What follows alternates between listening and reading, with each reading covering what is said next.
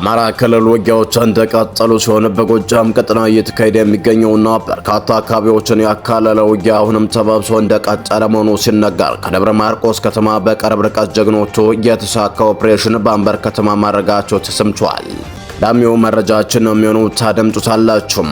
በሌላ በኩል የፋኖ ኃይሎች በወለጋ በሚገኝ አገዛዝ ወታደር ካምፕ ላይ ጥቃት መሰንዘራቸው ሲነገር ሲዳማና ኦሮሚያ ክልል መካከል ደግሞ ዳግም ግጭት መቀስቀሱ ተሰምቷል። ወለጋ ቢዛሞ ቀጠና ራስን የመከላከል ትግል ላይ የሚገኙት የፋኖ ኃይሎች በአገዛዙ ላይ የተቃጣውን የዘር ማጥፋት ዓላማ ያለው ዘመቻ ከመመከት ወደ ማጥቃት ምዕራፍ ማሸጋገራቸውን የሚያሳዩ መረጃዎች ማውጣታቸውን ቀጥለዋል። የፋኖ ኃይሎች ከሰሞኑ በዚህ ቀጠና በብልጽግና ወታደር ካምፖችና እግረኛ ወታደሮች ላይ ከፍተኛ ጥቃት መሰንዘራቸውን ከአካባቢው ምንጮች ሰምተናል። ትሰሙታላችሁ።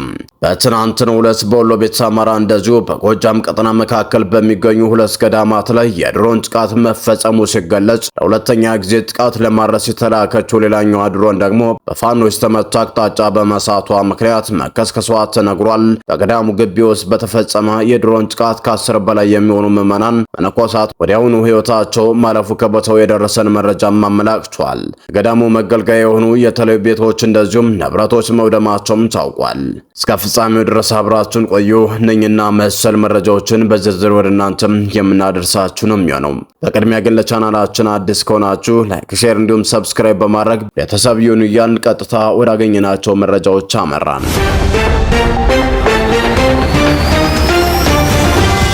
በቅድሚያም በጎጃም ቀጠና እየተካሄደ የሚገኘውና በርካታ አካባቢዎችን ያካለለ ውጊያውንም ተባብሶ እንደቀጠለ መሆኑ ሲነገር ከደብረ ማርቆስ ከተማ በቅርብ ርቀት ጀግኖች የተሳካ ኦፕሬሽን አድርገው አንበር ከተማ ላይ ኦፕሬሽን ማድረጋቸው ተሰምቷል። ከደብረ ማርቆስ ከተማ በቅርብ ርቀት የምትገኘው አንበር ከተማ የ206ኛ ኮር ሰራዊት ሰፍሮበት የነበረ ሲሆን የ5 ሰዓት ውጊያዎች ማድረጉን የገለጹት የመረጃ ምንጮቻችን ባደረጉት ኦፕሬሽን ማዕከላዊ ከተማ ላይ የሚሊሻ አባላትን በመደምሰስ በርካቶችን ደግሞ ቁስለኛ ማድረጉን አስታውቋል። የቴዎድሮስ ዕዝ ጠላትን ወደ መግደያ ዞን በተሳካ ሁኔታ ሰብስቦ በማስገባት መውጫ መግቢያ እንዲያጣ በማድረግ እያስጨነቀው ይገኛል ያለው የቴዎድሮስ ዕዝ ህዝብ ግንኙነት መምሪያ ማህበረሰብን ዕለት ከዕለት በመዝረፍ የሚታወቁትና ይህንን ስርዓት ለማስቀጠል ኃላፊነት ላይ የተቀመጡ ባንዳዎችን ኢላማ በማድረግ የተሳካ ኦፕሬሽን መስራት ችሏል ሲልም አስታውቋል። በወለጋው ከፍተኛ ሰብአዊና ቁሳዊ ኪሳራ ያጋጠመው የብልጽግናው ጦር ንጹሃንን ኢላማ ያደረገ ጥቃት መፈጸሙን ታውቋል።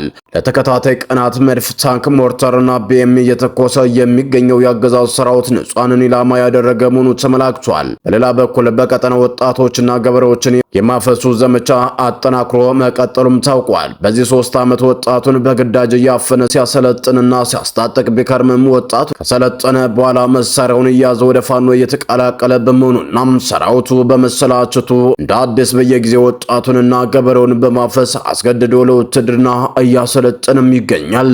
በተለይ በመተከልና ቻግኒ አካባቢዎች ወጣቶችና ገበሬዎችን በስፋት እያፈንም ይገኛል። ህዝባችን የአንድን ግለሰብ ስልጣን ለማቆየት በአፈሙዝ እየተገደደ ከመሰልጠን ራሱ መጠበቅ ይኖርበታል ያለው ፋኖም በሌሊት ከቤትና በቀን ከስራ ቦታ እያፈሰ ስለሆነም የራስን አማራጭ እየተጠቀሙ ወደ ህዝባችን ከመቀላቀል አዋጭ መፍትሄ ነው ሲሉም ጥሪያቸውንም አስተላልፈዋል። ይህ በእንዲህ እንዳለ በምስራቅ ጎጃም ዞን ደባይ ጠላት ግን ወረዳ ንጹሃንን ኢላማ ያደረገ የመድፍ ጥቃት መፈጸሙን አርሶ አደሮች ተናገሩ።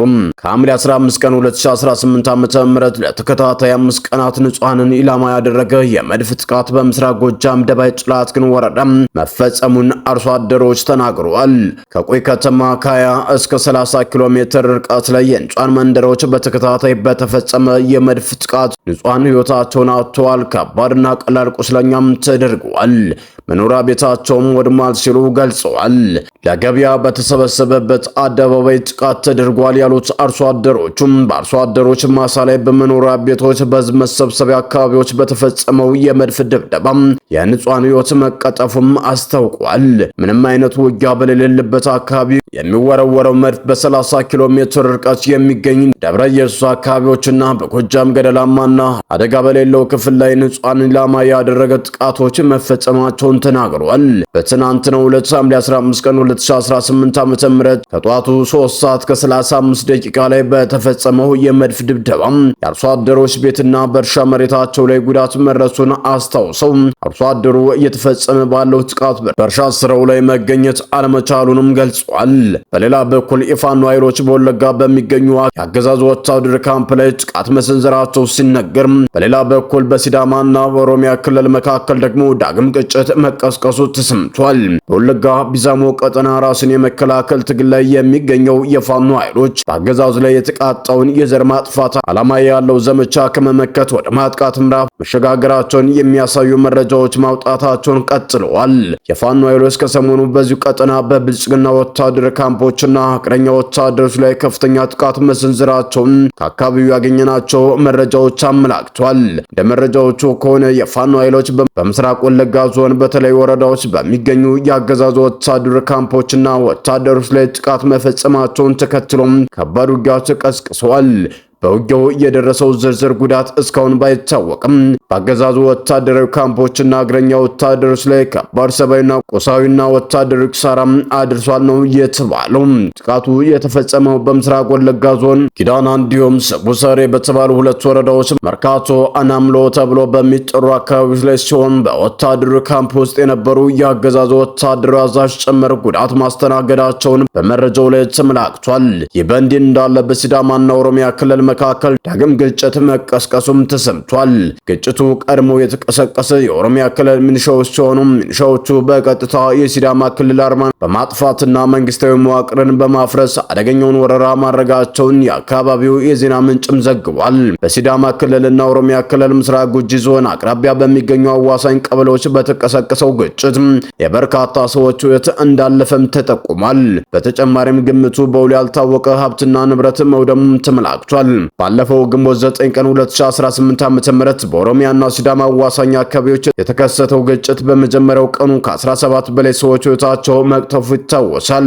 በምስራቅ ጉጂ የተነሱ የኦሮሚያ ልዩ ኃይልና የሚሊሻ አባላት የመከላከልና ፌዴራል ፖሊስ ካምፕ ጥሰው ወደ ሲዳማ ክልል በመዝመት ጉባኤ ዮማ ተብሎ በሚጠራው አካባቢ መቆጣጠራቸውን ተከትሎ በሺዎች የሚቆጠሩ የሲዳማ ተወላጆች አካባቢው ነዋሪዎች ከመኖሪያ ቀያቸው ተፈናቅሏል።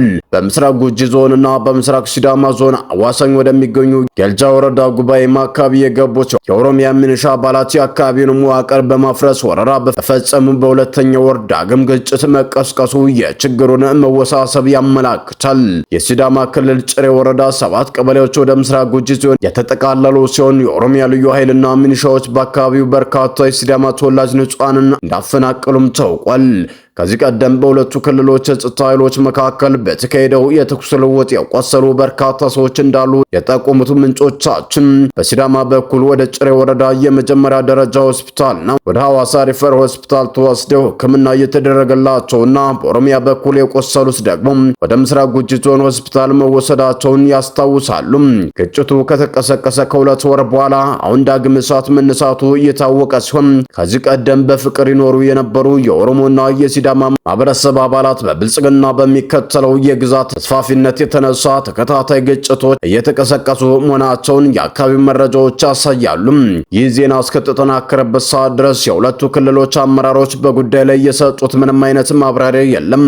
ወደ ሌላኛው መረጃችን ስናምራ በትናንትናው ዕለት በወሎ ቤተ አማራ እንደዚሁ በጎጃም ቀጠና መካከል በሚገኙ ሁለት ገዳማት ላይ የድሮን ጥቃት መፈጸሙ ሲገለጽ ለሁለተኛው ጊዜ ጥቃት ለማድረስ የተላከችው ድሮን ግን በፋኖች ተመታ አቅጣጫ በመሳቷ ምክንያት መከስከሷ ተነግሯል። ትናንት በተለይም በመካነ ሰላምና በመርጦ ለማርያም መካከል አባይ በራ አባይ ድልድይ አካባቢ የሚገኙ ሁለት ገዳማቶች ያሉ ሲሆን ከመካነ ሰላም ከድልድይ ወደ መካነ ሰላም መስመር አርሴማ ቅዱስ ቤተክርስቲያን ስትገኝ ከጎጃም መስመር በጎጃም በኩል ደግሞ አባይ ወንዝ ተሻግሮ የግብሬ ገዳማት መኖራቸው ይታወቃል። በዚህ ገዳማት ላይ ከጧቱ ጀምሮ በተለያዩ ቦታዎች ላይ የድሮን አሰሳ ሲያደርግ የነበረው አገዛዙ ከፍተኛ የተባለ ጥቃት በአርሴማ ቅዱስ ገዳም ላይ መፈጸሙ ተነግሯል። በገዳሙ ግቢ ውስጥ በተፈጸመው የድሮን ጥቃት ከ10 በላይ የሚሆኑ ምዕመናን መነኮሳት ወዲያውኑ ሕይወታቸው ማለፉ ከቦታው የደረሰን መረጃም አመላክቷል። የገዳሙ መገልገያ የሆኑ የተለያዩ ቤቶች እንዲሁም ንብረቶች መውደማቸውም ታውቋል። ምዕመናንና መነኮሳት ደግሞ ከፍተኛ ጉዳት ደርሶባቸው በዚሁ ሰዓት በመካነ ሰላም ሆስፒታል ይገኛሉ ተብሏል። ከሆስፒታሉ ባገኘነው መረጃ መሰረት መነኮሳቱ የመትረፍ ዕድላቸው ዝቅተኛ ነው ተብሏል። ትናንትና ጠዋት አካባቢ በመካነ ሰላም አባይ ሸለቆ በረሃ ላይ ቅድስት አርሴማ ገዳምን አድርጎ በመነኮሳት ላይ ከፍተኛ ጉዳት ያደረሰው የብልጽግናው ጁላ ጥምር ጦር ድሮን በድጋሚ ሁለተኛ ታርጌቱን ወደ ወይና ወረዳ 016 ቀበሌ ወደ ሰገሬት ሜጃ ላይ በተለምዶ ሁላ ተብሎ በሚጠራው ቦታም ከቀኑ 11 ሰዓት አካባቢ የሃይማኖት ተቋማትን ለመምታት ቅኝት ሲያደርግ የነበረውን የብልጽግና ቱርክ ሰራሽ ድሮን ሙሉ በሙሉ ተከስክሷል ነው የተባለው። በሃይማኖት ተቋማት ላይ ጥቃት ለመፈጸም በተደጋጋሚ ሲቃኝ የነበረው ቱርክ ሰራሹ የጠላት ድሮን በህዝባችንና በሃይማኖት ተቋማት ላይ ጥቃት ለመፈጸም ሲንቀሳቀስ እንደተከሰከሰ በቀጠናው የሚንቀሳቀሰው የሚኒልክ ዕዝ 5ኛ ኮር ክፍለ ጦር አመራሮች በአካባቢው ፈጥነው በመገኘት ማረጋገጣቸውን አስታውቋል። ሰላም ጤና ይስጥልን። የተወደዳችሁና የተከበራችሁ የሚዲያችን ቤተሰቦች ለሰዓቱ የነበሩን መረጃዎች እነዚህን ይመስሉ ነበር። በሌላ መረጃዎች እስከምንገናኝ በያላችሁበት ሰላም ቆዩልን።